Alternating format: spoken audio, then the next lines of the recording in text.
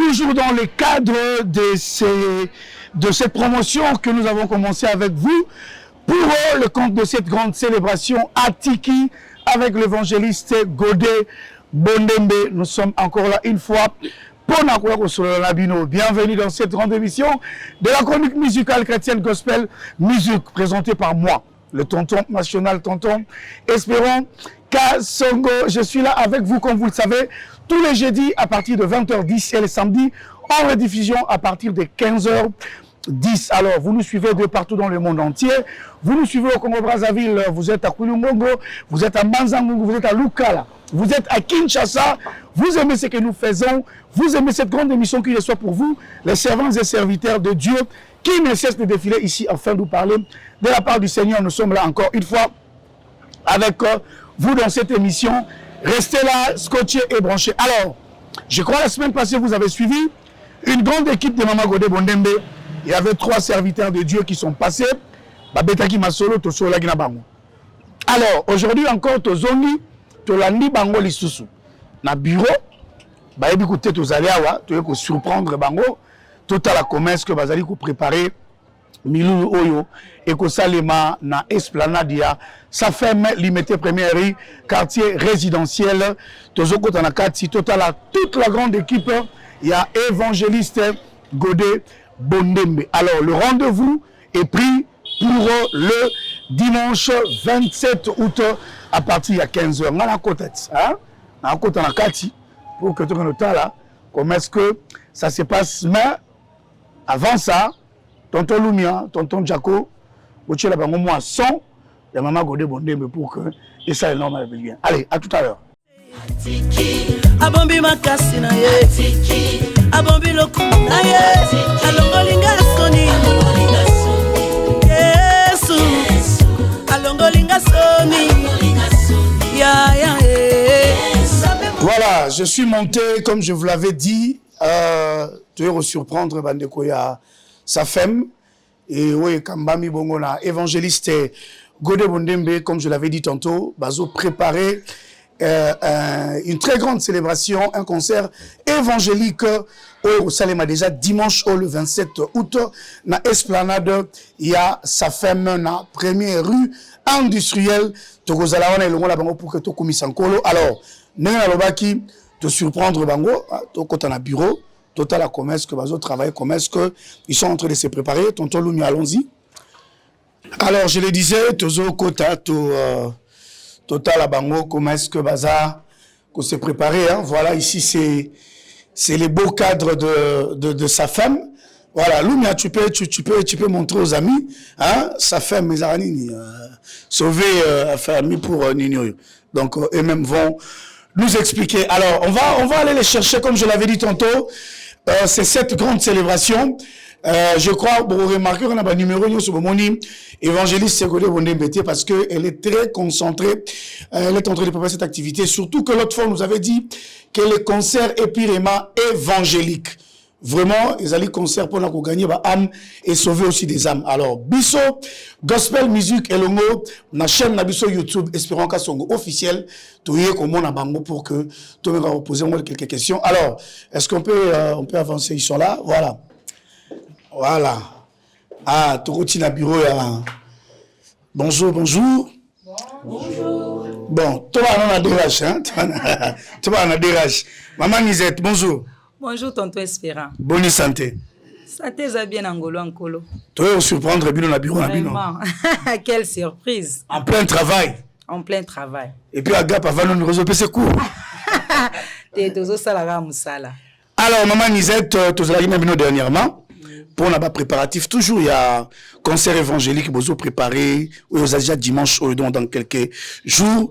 Tozongi lisusu po toyebi koma bino bomi bongamaka tozongi lisusu po toyeba comment est-ce que bozali ko préparer concert évangélique na mwana oto yambaki déjà atiki esengweza makasi et puis yo moko kuti biso na kata musala tozo bongama spirituellement par na biso pe o esengé na biso kosala tozo sala tozo bongisa pour que mokolo wana kembo nzambe etalisama tozo bongama tozo bongisa mokolo wana vraiment malamu et puis atiki ezobetama déjà mokolo wana toko savourer yango lisusu en live.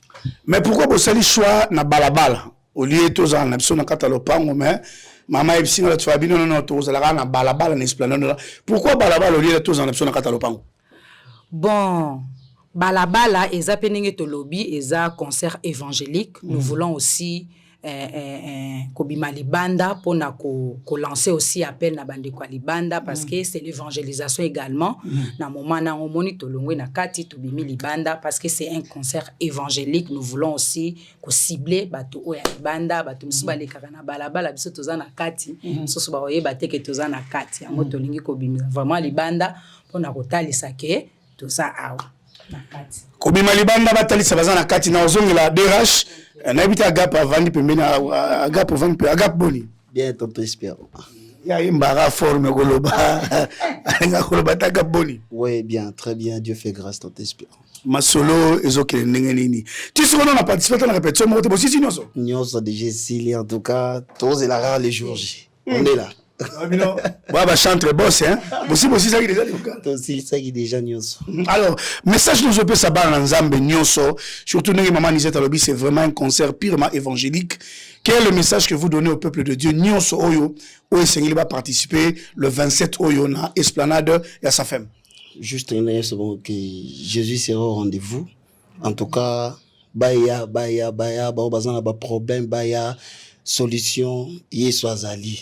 Mon pèse kimia aza présent en tout cas baya ebele boya ebele ngam na lobita aga pom talobi bonga pe na koya bon totam sona to sona ko tekona to na bureau ko bana biso ha to na bureau na bango ata mani ça somi moi ajouté c'est pas un problème a soma na suka ndeko boni kimia ezali na moni boulot wa makasi awa tozo bunda.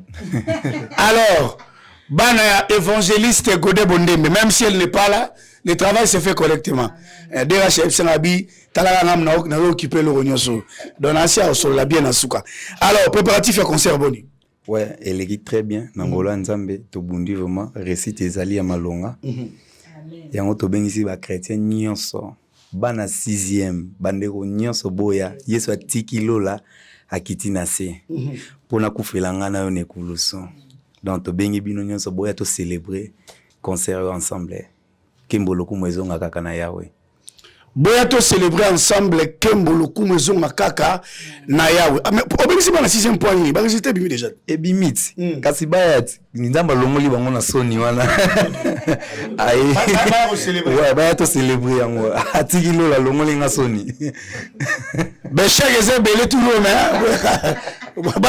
Boya même to célébrer. Ben chaque ezé na belé même. Venez, on va célébrer. Tonton Lou, mais la moni pe maman Vandi Kotoyo. Bana maman Godé, basé belé, hein. Basé belé, maman Boni. Mbote tonton Espérance, ça bien? On a mon osso dans la public na WhatsApp. Oui, il faut que sur la public na WhatsApp. Quand on est ça, évangélisation, ça continue. Donc, tout ça en ligne, en live. Donc, na ba domaine nyonso, na ba structure nyonso, na dolenge nyonso. Tout ça évangéliser. Moto yo atika lola akiti na se ayeko longola biso ba umbu alisu tokomi bansomi yango tozo publier ye bana bagode basuka bozo publier to publier makasi tala ka soni longwa sikona yanga na esclave alisu leo na komi princesse a royaume aussi la ate donc yeso fandi singa pembeni na ye na ngwenda bokonzi mutako remplacer te naza vêtu na bi de justice ozaye moko il faut la publier. Oui, mais on sentit formation. Formation dans ma case, il faut tout publier. Alors, message nous opère ça, na ba sœur Nyoso, ba jeune sœur Nyoso, surtout que mon qui est comme un très compliqué, ba sœur, ba ça préféré, comme il peut ça na maramboza na importante. Alors, yo ozali moko ya ba témoignage ya bola mwanzambe. Nous nous obisa ba sœur Nyoso parce que dimanche à n'onka na jour mi balé awa surtout que tous en am super na balabala. Non obisa ba jeune sœur boui. O bo kanisa yango te po ebele balobaka o nabika kana shida wana na sali mwa kindumba ebikisanga non. O mikosa ma sœur. crois seulement au Seigneur Jésus, au expérimenter Bola Mwanzambi. J'ai été comme toi, j'ai abandonné le péché, j'ai accepté Seigneur Jésus et pris en charge à solo et la rendre pas Yesu. Yango moni na otika te ko inviter yo. Yaka o expérimenter Yesu wana o ngana expérimenta. Amen. O comprendre vraiment que soni et quoi ya ndenga solo. Amen. Ah la moni so kotna longi ba oteo makasi. Ah oh ça oza bela verser na vuya okoi kao. Oza ba kao poko yawa. Alors tonton matozo na ba maman Lisette. Bino bozo banga te ya na bula beto zo solo la na tongi église amutu te beto solo la. Bozo banga te ke côté boza wana be église ya soki so na bando beta machine oza ta ba 5 pe ba 6. Kana lo beaucoup boza wana. Bo signer pena bo lobi bon toke na bala. Mais dans l'entretemps, comme le monde le dit, c'est pas moi, les grandes églises, ils appellent Nabino. Et puis, dimanche, en au-delà de ça, bah concert les ébélés. Ils ont la bande, on a même tapé bah concert ébélé. Mais bino boponi ka le 27, toi na bochepe ka na balabala, na venir ba culte les ébélé belé, bangi pe le côté. Ah pour Mikolo masola mpiake ya makasi ya. Ozo kango hein. Bazo sala ba mpiake belé. Bozo bangate. Bon, na ngina bongisano le comme ça que biso to signé. Mais l'Hollandais signé. OK. Amen. L'Hollandais signé. Yesu nda bengi biso. Moi je sais que ndenge balobaka non, batu bananda ko moko ya papa moko to kabona poani. C'est d'ailleurs une bonne chose que to saturer limiter mobimba. Na ba église, na ba ministère, na ba assemblée. Pour développer quand il y a diable comme ma ban et belé na royaume âme na royaume de Dieu royaume des cieux. C'est ça notre mission. Tous à la coup tout saturé belé na limité ko zakito ko makasa la ka kutu ba culte bimi ba ye lisus wana to clôturer lisus o ba oti ko zwa kuna o nzamba pesi kuna to sangani lisus wana na première to tomboli ko ba et pia ke ko zalate parce que le yebi déjà qui chasse ses amounene papa. Nous sommes combien d'habitants? Plus de 17 millions. Voilà. Donc mukolo wana kolo ayebaki ebaki samakute belé to kutana ba kono so ki sasa penza eningana. Ki sasa pende ningana sata na penza ayo keloka ba emboko yo e po ani bato balingi ko kumisa kolo na bango boy. Eza esengo makasi. Donc toza jeunete, toza pété ko vouloir bato soit ko bangelo komoko parce que biso nyoso tozo sala musala ya papa na biso. Biso tozo sala musala papa na biso lumia toke to continuer ko tambola. Totika ba ba se dégager muke na bureau parce qu'ils sont en train de travailler. Nous on revient ici.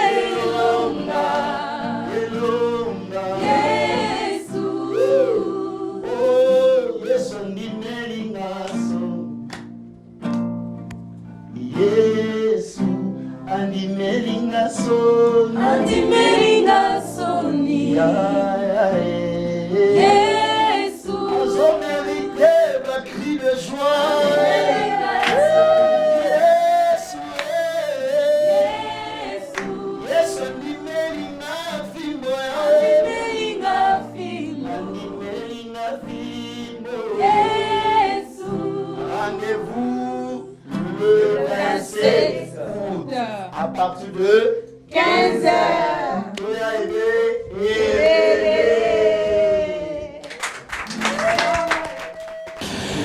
Voilà, merci. Là, vous venez de suivre les différents avis.